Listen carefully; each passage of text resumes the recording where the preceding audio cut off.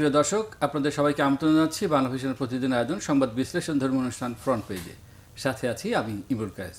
প্রিয় দর্শক, আজ আলোচনার জন্য ফ্রন্ট পেজে উপস্থিত রয়েছেন সাংবাদিক ও সংবাদ বিশ্লেষক আমিরুল মোমিনিন মানিক। অনেক ধন্যবাদ, স্বাগত জানাচ্ছি। প্রিয় দর্শক, আমরা আলোচনা শুরুর আগে চলুন দেখে আসি আজকের প্রকাশিত সংবাদপত্রের প্রধান প্রধান শিরোনাম।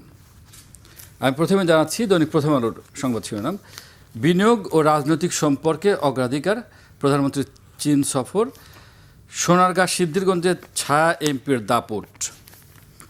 আরেকটি শিরোনাম রোনালদো রাজকীয় ফেরা। এবার জানাচ্ছি আমার দেশের শিরোনাম: ভারতীয় মুসলিমদের অসহনীয় জীবন, চলতি বছরের প্রথম 4 মাসে 27 মুসলিমকে নির্মমভাবে হত্যা, গত 45 দিনে 23টিরও বেশি মসজিদ মাদ্রাসা ধূলিসাৎ, ব্যবস্থা না নিলে বুলডোজারের রাজত্ব কায়েম হবে HRW, অর্থাৎ হিউম্যান রাইটস ওয়াচ। এবার জানাচ্ছি দৈনিক ইত্তেফাকের শিরোনাম: নিয়োগ হচ্ছে নয় আন্তর্জাতিক আইনি প্রতিষ্ঠান, উদ্দেশ্য 30 ব্যাংকের খেলাপি ঋণের অর্থ বিদেশ থেকে ফেরত আনা। এটি সংসদে জানিয়েছেন অর্থমন্ত্রী। আরেকটি শিরোনাম জানাচ্ছি: ব্যাংক খাত সংস্কার, $45 কোটি ঋণ দেবে বিশ্বব্যাংক।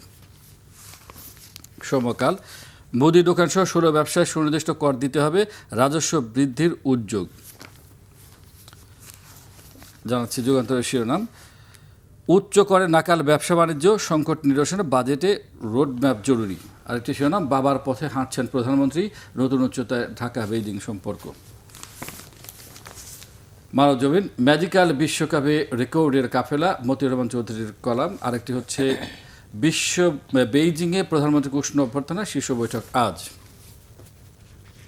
কালের কণ্ঠের শিরোনাম: শিখন ঘাটতিতে ডাক্তারি ডিগ্রি, চরম দুরবস্থায় সরকারি মেডিকেল কলেজ। আরেকটি শিরোনাম: জনপ্রিয় হচ্ছে ডিজিটাল লেনদেন। কালবেলা শিরোনাম: বছর বদলালেও পাঠ্য বই নিয়ে কাটছে না শঙ্কা, বেইজিংয়ে প্রধানমন্ত্রীকে লাল গালিচা সংবর্ধনা। ইনকিলাবের শিরোনাম: দ্বিপক্ষীয় সম্পর্কে নতুন মাত্রা, প্রেসিডেন্ট শির সঙ্গে তারেক রহমানের বৈঠক কাল।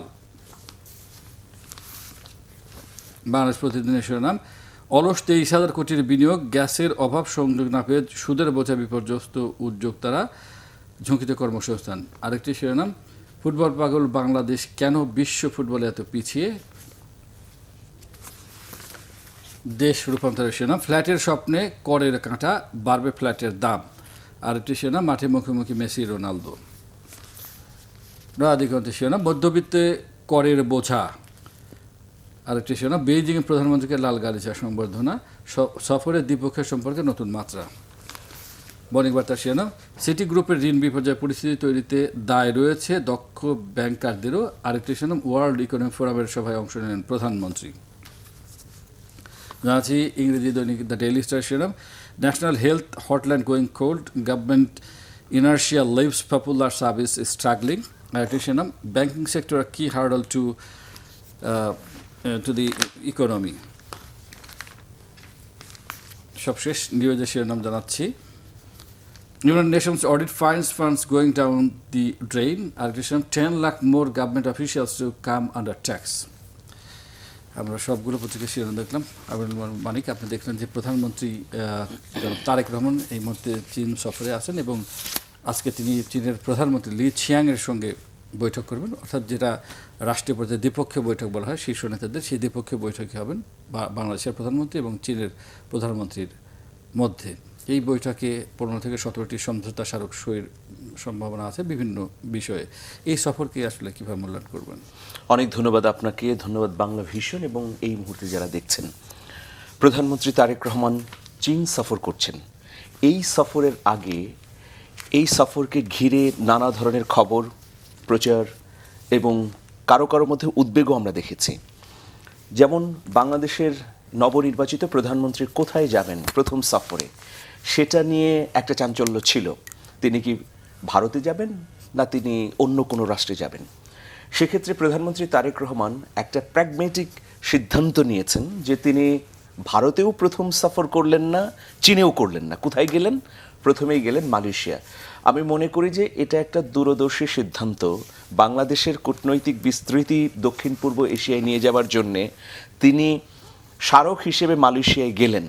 মালয়েশিয়ার সঙ্গে দীর্ঘদিনের সম্পর্ক রয়েছে। আমাদের বিপুল সংখ্যক শ্রমশক্তি মালয়েশিয়ার বাজারে কাজ করছে। দুই দেশের মধ্যে চমৎকার সম্পর্ক আছে নানা দিক দিয়ে। সেই জায়গায় আনোয়ার ইব্রাহিম নিপীড়িত নির্যাতিত একজন নেতা, তারেক রহমান তিনিও দীর্ঘদিন নিপীড়িত ছিলেন, দেশের বাইরে ছিলেন। দু নেতার মধ্যে এই জায়গায় যদি আমরা একটা মিল খুঁজে পাই তাহলে দেখব যে বাংলাদেশ এবং মালয়েশিয়ার মধ্যেও সম্পর্কের উন্নয়নের নানা জায়গা আছে, একদম হাতে ধরে ধরে বলা যাবে। তো যাই হোক, এখন আমরা যেটা মনে করছি যে তার এই চীন সফরের উদ্যোগটাই একটা ঐতিহাসিক ঘটনা। কারণ দেখুন যে তিনি দিল্লির একক বৃত্ত থেকে বেরিয়ে, দিল্লিকে একদম মাইনাস করে না, দিল্লির যে একটা দাসত্বের বৃত্ত ছিল, দিল্লির প্রতি আনুগত্যের নামে যে তোষামোদি ছিল বা তাদের দাদাগিরি মাথা পেতে নেয়া, সেই বৃত্তের বাইরে গিয়ে একটা স্বাধীন সার্বভৌম রাষ্ট্র হিসেবে স্বাধীন কূটনীতির অগ্রযাত্রা যে শুরু করলেন মালয়েশিয়া সফরের মধ্য দিয়ে, এটা খুবই ইতিবাচক। যারা তার নিন্দুক মানে তারেক রহমানের সমালোচনা করেন কঠোর, তাদেরকেও এই বাস্তবতাটা মেনে নিয়ে এই জায়গাতে অন্তত কূটনীতির ক্ষেত্রে বহুবর্ণিল যে প্রচেষ্টার সূচনাটা আমরা দেখলাম, প্রশংসা করতে হবে। দেখুন, গণভোট এখনও বাস্তবায়িত হয়নি। গণভোট বাস্তবায়ন না হওয়া বা গণভোট নিয়ে সিদ্ধান্তহীনতা বা অনীহা, এই বিষয়গুলো নিয়ে জুলাই অভ্যুত্থানের পক্ষের মানুষের মধ্যে ব্যাপক অসন্তোষ আছে বা একটা দোলাচালতা, দ্বিধাহীনতা আছে, মানে দ্বিধাগ্রস্ততা আছে। কিন্তু তিনি কূটনীতির ক্ষেত্রে যে ছক্কা মেরেছেন, এটা নিঃসন্দেহে বিরল, ঐতিহাসিক এবং এই সময়ের জন্যে খুবই গুরুত্বপূর্ণ। দালিয়ান থেকে প্রধানমন্ত্রী তারেক রহমানকে বেইজিংয়ে বুলেট ট্রেনে নিয়ে যাওয়া হয়েছে। বুলেট ট্রেনে কাদেরকে নেয়? চীন। চীন যেসব রাষ্ট্রের সঙ্গে দীর্ঘমেয়াদী স্থিতিশীল এবং অংশীদারিত্বের সম্পর্ক গড়ে তোলে, সেই সব রাষ্ট্রের রাষ্ট্রপ্রধান বা সরকার প্রধানকেই ট্রেনে সফর করায়। চীন যাদেরকে বিশ্বস্ত মনে করে আমার সাথে তার অর্থনৈতিক, ভূ রাজনৈতিক এবং সামাজিক সাংস্কৃতিক সম্পর্ক গড়ে উঠতে হবে, সেই সব রাষ্ট্রপ্রধানকে বা সরকার প্রধানকে বিশেষ মর্যাদা এবং সম্মান দেয়। তারেক রহমানের ক্ষেত্রে সেটি করতে আমরা চীনকে দেখলাম। ট্রেনে নিয়ে যাওয়া মানে উন্নয়নের সহযোগী হিসেবে বা প্রতিবেশী রাষ্ট্র হিসেবে বাংলাদেশকে আরও কাছে পেতে চায় বেইজিং। চীনের রেল খাতে যে অভাবনীয় অগ্রগতি হয়েছে, আকাশ, জল, স্থল, এই তিন পথের বাইরে বিশ্বে যদি দু একটি রাষ্ট্রের কথা বলি রেল যোগাযোগের ক্ষেত্রে, তাহলে চীনকে রাখতে হবে। তো সেখানে আমাদের প্রধানমন্ত্রী তারেক রহমানকে রেলের মাধ্যমে দালিয়ান থেকে বেইজিংয়ে নেওয়ার বার্তা হচ্ছে যে আমরা এই সম্পর্কটা 5 বছর বা 10 বছরের জন্য নয়, বরং শতাব্দী ব্যাপী আমরা সম্পর্ক করতে চাই। দীর্ঘ মেয়াদে আমরা এমন এমন বুনিয়াদ গড়ে তুলতে চাই যেটা বাংলাদেশের মানুষ এবং চীনের মানুষের জন্য উপকার হবে। আমি তো এভাবে বিশ্লেষণ করতে চাই যে 55 বছরের মধ্যে চীনের সঙ্গে বাংলাদেশের এমন এমন চুক্তি সমঝোতা হতে যাচ্ছে যেগুলো এর আগে কল্পনাও করা যায়নি। প্রথম বিষয়, আপনারা জানেন যে চট্টগ্রামের আনোয়ারাতে চীনের অর্থনৈতিক জোন গড়ে তোলা হচ্ছে। এটা প্রায় 14 বছর ধরে আটকে ছিল, এর অবকাঠামো নির্মাণ এবং অন্যান্য বিষয়াদি। গত একনেকের বৈঠকে সেখানে অবকাঠামো নির্মাণের অনুমোদন দেওয়া হয়েছে। এরপরে আপনি যদি মনে করেন যে এই তিস্তা প্রকল্পও তো ঝুলেছিল দীর্ঘদিন ধরে, হবে কিনা, চীন এতে অর্থায়ন করবে কিনা বা এই প্রকল্পের দায়িত্ব নেবে কিনা, এটা নিয়ে একটা অনিশ্চয়তা ছিল। কিন্তু এই অনিশ্চয়তা এবার কাটছে। এখানে আপনাকে একটু বলে রাখি, চীনের পক্ষ থেকে কিন্তু অনিশ্চয়তা ছিল, তারা সবসময় না, চীনের পক্ষ থেকে ছিল না, বাংলাদেশের তরফ থেকেই অনিশ্চয়তা ছিল। সর্বশেষ 2023 সালের ডিসেম্বরে তৎকালীন প্রধানমন্ত্রী শেখ হাসিনা সফর করেছিলেন চীনে, কিন্তু চীন আস্থা রাখতে পারেনি শেখ হাসিনার সরকারের উপর, কারণ ওই সরকারের কূটনীতি আবার নির্ধারণ করত দিল্লি। ফলে এখন চীন মনে করছে যে তার জন্য একটা সুবর্ণ সুযোগ এসেছে। বাংলাদেশ যদি এই সুযোগটা কাজে লাগাতে পারে, তিস্তা প্রকল্পে চীনকে যদি পুরোপুরি ইনভলভ করাতে পারে, তাহলে পুরো উত্তরাঞ্চলের চেহারা পাল্টে যাবে। সেখানে অবকাঠামোগত পরিস্থিতি থেকে শুরু করে কৃষি, শিল্প, উৎপাদন ব্যবস্থায় যে গতি আসবে, সেটা বাংলাদেশের মানুষের জন্য বিরাট একটা আশা জাগানিয়া ব্যাপার হবে। তো সব কিছু মিলিয়ে আমি মনে করি যে চীনের সঙ্গে বাংলাদেশের এই সম্পর্কের ডালপালা বিস্তৃত হওয়া, নানা দিকে সমঝোতা চুক্তির মধ্যে আবদ্ধ হওয়া, এটা খুবই গুরুত্বপূর্ণ। দক্ষিণ এশিয়ার ভূ রাজনৈতিক অবস্থানে দাঁড়িয়ে বাংলাদেশ এখন যে বহুমাত্রিক চিন্তা করতে পারছে। আপনি দেখুন যে তুরস্কের সঙ্গে নতুন নতুন ক্ষেত্রে চুক্তি হচ্ছে। মার্কিন যুক্তরাষ্ট্রের সঙ্গে হচ্ছে, এরপর পাকিস্তানের সঙ্গে হচ্ছে। চীনে কাজাখস্তানের প্রধানমন্ত্রী দেখা করেছেন, দেখা করে তিনি একটা প্রস্তাব দিয়েছেন তারেক রহমানকে যে আমাদের দুই দেশেই দূতাবাস চালু হবে, মানে কাজাখস্তানের আস্তানাতে, রাজধানী আস্তানাতে বাংলাদেশের দূতাবাস হবে এবং ঢাকায় তাদের দূতাবাস হবে। মধ্য এশিয়ায় ব্যবসা বাণিজ্য বিস্তৃত করবার জন্য ভারত চেষ্টা করেছে, তুরস্ক চেষ্টা করছে। সাম্প্রতিক সময়ে ইরান এই যুদ্ধাবস্থার মধ্যেও পাকিস্তানের করিডোরগুলো ব্যবহার করে মধ্য এশিয়ায় তার বাণিজ্যিক প্রসার ঘটাতে চাচ্ছে। কিন্তু ভারতের এই উদ্যোগটা স্থবির হয়ে গেছে। প্রথমত 2022 সালে যখন আফগানিস্তানে দ্বিতীয় দফায় তালেবান ক্ষমতায় আসলো, তারা সম্পর্ক ছিন্ন করলো, যদিও এখন তারা আবার সম্পর্ক একদম মেরামতের চেষ্টা করছে এবং হরিহর আত্মার পর্যায়ে যাচ্ছে আর কি, ভারত এবং আফগানিস্তান। এরপরে আমরা দেখলাম যে চীনের পক্ষ থেকে এই যে সাম্প্রতিক উদ্যোগ মধ্য এশিয়ায় তার বাণিজ্যের বিস্তৃতি ঘটানো, বাংলাদেশ মধ্য এশিয়ার রাষ্ট্রগুলোতে যদি বাণিজ্য করতে পারে তাহলে বিপুল সম্ভাবনা আছে। মধ্য এশিয়ার 5টা দেশ, কাজাখস্তান, কিরগিজস্তান, তুর্কমেনিস্তান এবং তাজিকিস্তান। তো দেখুন এই রাষ্ট্রগুলোর কিন্তু অবস্থান কি, এই রাষ্ট্রগুলো সম্পর্কে কোনো নেতিবাচক খবর আমরা কয়েক দশকের মধ্যে কি পেয়েছি? যুদ্ধ, সংঘাত, অস্থিরতা, রাজনৈতিক খারাপ অবস্থা নেই, কিন্তু একদম স্থিতিশীল, শান্ত, অগ্রগতি এবং উন্নয়নের একটা আকর ভূমি বলা যায় এই মধ্য এশিয়ার রাষ্ট্রগুলো। এবং মুসলিম দেশ হিসেবে তো বাংলাদেশের সাথে একটা সম্পর্ক ভালো হওয়ার অবশ্যই অবশ্যই। দেখুন কাজাখস্তান বা তাজিকিস্তান এরা খুবই উন্নয়ন এবং অগ্রগতির পথে এগিয়ে চলা রাষ্ট্র। এইসব রাষ্ট্রের সঙ্গে আমরা যদি বন্ধুত্বকে গাঢ় করতে পারি তাহলে একটা নতুন দিগন্ত তৈরি হতে পারে। সেখানে জনশক্তি প্রয়োজন, আমরা বিপুল সংখ্যক জনশক্তি রফতানি করতে পারি। কৃষি পণ্যের চাহিদা অত্যন্ত বেশি, আমরা যদি রফতানি করি তাহলে আমাদের নতুন নতুন শিল্প গড়ে উঠতে পারে বাংলাদেশে। এরপর দেখুন প্রযুক্তি খাতে তারা যদি বিনিয়োগ করে তাহলেও আরেকটা নতুন হাব তৈরি হতে পারে। সুতরাং আমরা যদি মধ্য এশিয়ার সঙ্গে সম্পর্কটাও বাড়াতে পারি তাহলে আরও এগিয়ে যেতে পারবো। আশাবাদের খবর হচ্ছে আমাদের চট্টগ্রাম বন্দরকে ঘিরে এখন কেবল চীন বা যুক্তরাষ্ট্রের প্রতিযোগিতা না, বরং সৌদি আরব, সংযুক্ত আরব আমিরাত, কুয়েতও এখন এখানে নানা ক্ষেত্রে ইনভেস্ট করতে যাচ্ছে।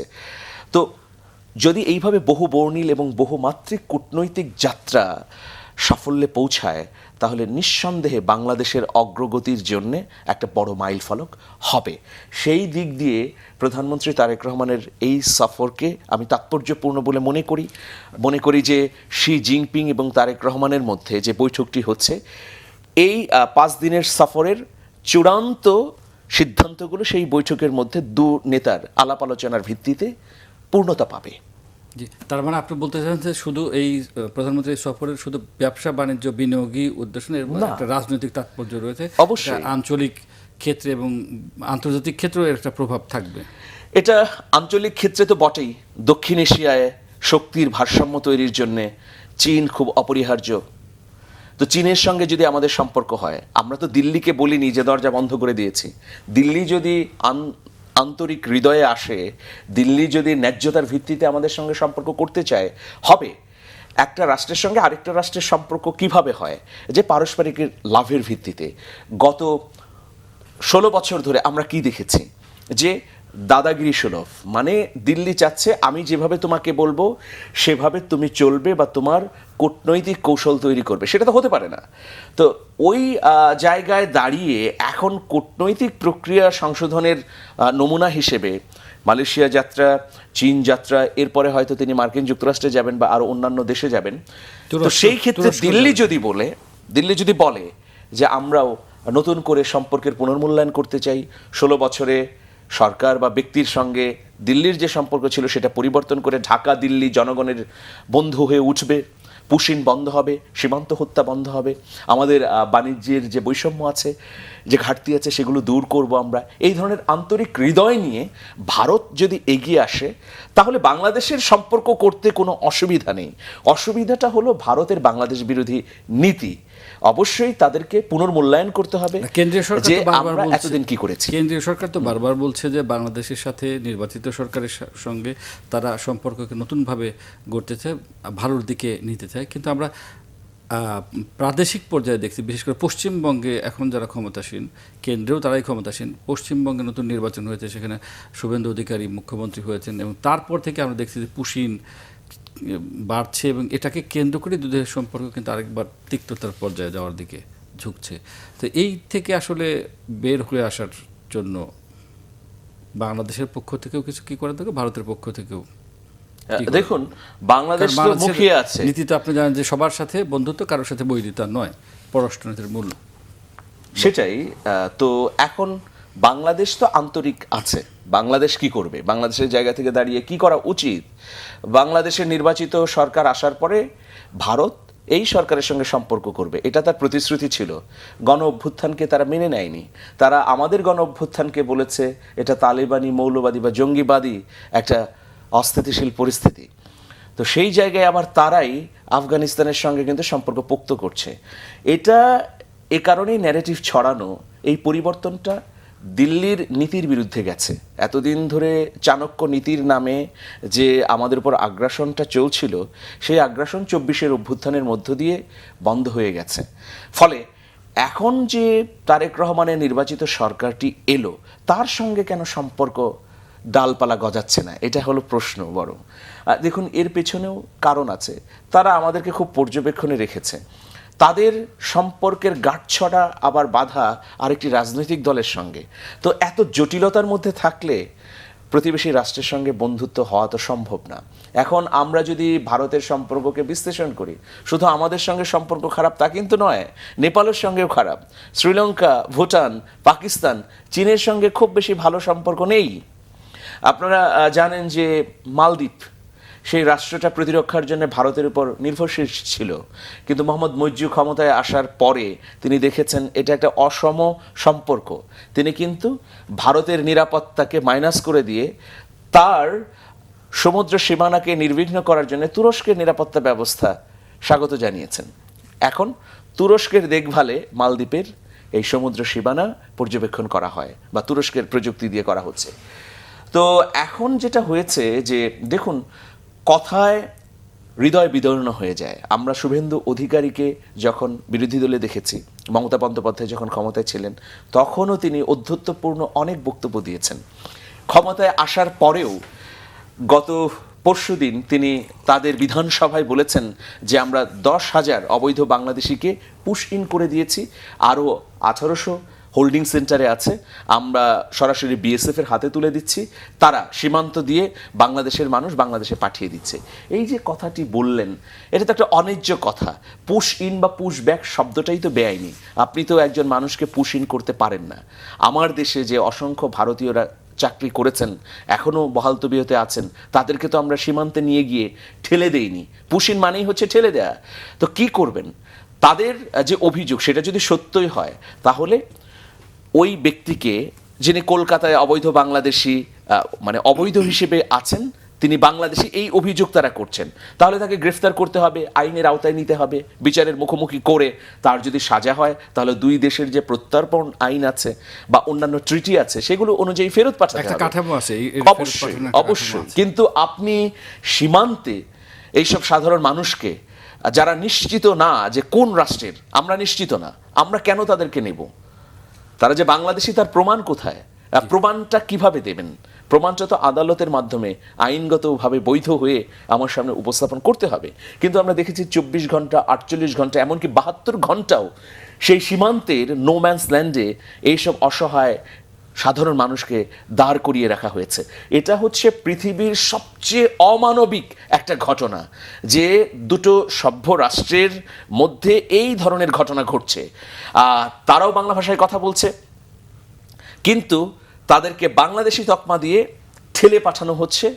আর আমরা যখন তাদেরকে গ্রহণ করছি না, তখন ভারতের বাহিনী বিএসএফ 72 ঘন্টার মতো সময়ও সীমান্তে খোলা আকাশের নিচে এইসব সাধারণ মানুষকে ডিটেনশন ক্যাম্পের মতো অবস্থা করে দাঁড় করিয়ে রেখেছে। এগুলো তো সম্পর্ক উন্নয়নের কোনো ইঙ্গিত না। অবশ্যই এই জায়গায় তাদের পুনর্বিবেচনা করতে হবে যে আমার প্রতিবেশীকে স্বাধীন সার্বভৌম রাষ্ট্র হিসেবে যথাযথ মর্যাদা দিতে হবে। দেখুন, আমাদের এক সাংবাদিক, তিনি আমাদের দীনেশ ত্রিবেদী, যিনি নতুন ভারতীয় রাষ্ট্রদূত, তাকে প্রশ্ন করলেন যে ভারত তো বড় রাষ্ট্র, সুতরাং আপনারা আমাদেরকে আগলে রাখবেন, লালন পালন করবেন। এটা কি হয়? একটা স্বাধীন সার্বভৌম রাষ্ট্র কখনো ভূখণ্ডের আয়তন দিয়ে মূল্যায়ন হয় না। দেখুন, কাতার ছোট্ট রাষ্ট্র, সিঙ্গাপুর ছোট্ট রাষ্ট্র, তারা বিশ্বে কতটা প্রভাবশালী, তাই না? তো আমরা ভারতের পেটের মধ্যে আছি। ভারত যদি আমাদেরকে অস্থিতিশীল করে, তাহলে মনে রাখতে হবে যে এই পেটের মধ্যে থাকা রাষ্ট্রটি ডিনামাইট হয়ে যেতে পারে। তো ভারতকে চিন্তা করতে হবে, আমি একটা ডিনামাইট নিয়ে ঘুরছি, সুতরাং এই ডিনামাইটের সঙ্গে আমার ন্যায্যতার সঙ্গে ডিল করতে হবে। আমরা অস্থিতিশীল হলে ভারতের সেভেন সিস্টার্স অস্থিতিশীল হবে। তো সেই জন্য আমি মনে করি যে ভারত যদি আন্তরিক হয় তাহলে সম্পর্ক হতে পারে। সম্পর্ক হবে না বা সম্পর্ক করা যাবে না এমনটি তো না। আমরা সেটাই আশা করি। আমরা একটু আবার প্রধানমন্ত্রীর চীন সফর প্রসঙ্গে আসি। এই যে সফরটা, এটাকে অনেকেই একটা লেগাসি হিসেবে দেখছেন। বর্তমান প্রধানমন্ত্রীর পিতা শহীদ প্রেসিডেন্ট জিয়াউর রহমান, তিনি 1977 সালে 1980 সালে গিয়েছেন, তখন একটা ভিত রচিত হয়। তারপর আমরা দেখলাম যে তার মাতা সাবেক প্রধানমন্ত্রী বেগম খালেদা জিয়া 1991 সালে যখন ক্ষমতা আসলেন, তখন তিনি গেলেন এবং তিনি একটি পলিসি গ্রহণ করেন পররাষ্ট্র নীতির ক্ষেত্রে, লুক ইস্ট পলিসি, যার ভিত্তিতেই তিনি চীনে গেলেন। এই যে মানে পরম্পরা, এই যে লেগাসি, এর মধ্য দিয়ে বাংলাদেশের সাথে চীনের যে নতুন সম্পর্ক হতে যাচ্ছে, এই সম্পর্কটা আসলে বাংলাদেশের জন্য কতখানি আপনার রাজনৈতিকভাবে, অর্থনৈতিকভাবে মূল্যায়ন করবে? দেখুন, প্রধানমন্ত্রী যখন তার সফরসূচি ঠিক করলেন, এবং পররাষ্ট্রনীতির ক্ষেত্রে অবশ্যই তখন ভারতীয় গণমাধ্যমে হইচই শুরু হলো। আপনারা জানেন যে 24-এর অভ্যুত্থানের পরেও গণমাধ্যমগুলো এইরকম হইচই করেছিল, নানা ধরনের ন্যারেটিভ তৈরি করেছে। এবার ইন্টারেস্টিং বিষয় হচ্ছে যে ন্যারেটিভ তৈরি করেছে ভারতীয় গণমাধ্যমগুলো এরকম যে বাংলাদেশে যখনই কোনো নির্বাচিত সরকার এসেছে, তার প্রধানমন্ত্রী বা রাষ্ট্রপ্রধান ভারতে সফর করেছে। এরকম ন্যারেটিভ তারা বিভিন্ন আর্টিকেলের মধ্য দিয়ে টকশোগুলোতে ছড়িয়েছে। কিন্তু বাস্তবতা হচ্ছে, বাংলাদেশের যখন নতুন প্রধানমন্ত্রী হয়েছেন কেউ না কেউ, আমি শেখ মুজিবুর রহমানের কথা যদি বাদ দিই, প্রেসিডেন্ট জিয়াউর রহমান তিনি দায়িত্ব নিয়ে চীন সফর করেছেন, বেগম খালেদা জিয়া মার্কিন যুক্তরাষ্ট্রে সফর করেছেন, হুসেন মোহাম্মদ এরশাদ সফর করেছেন পাকিস্তানে।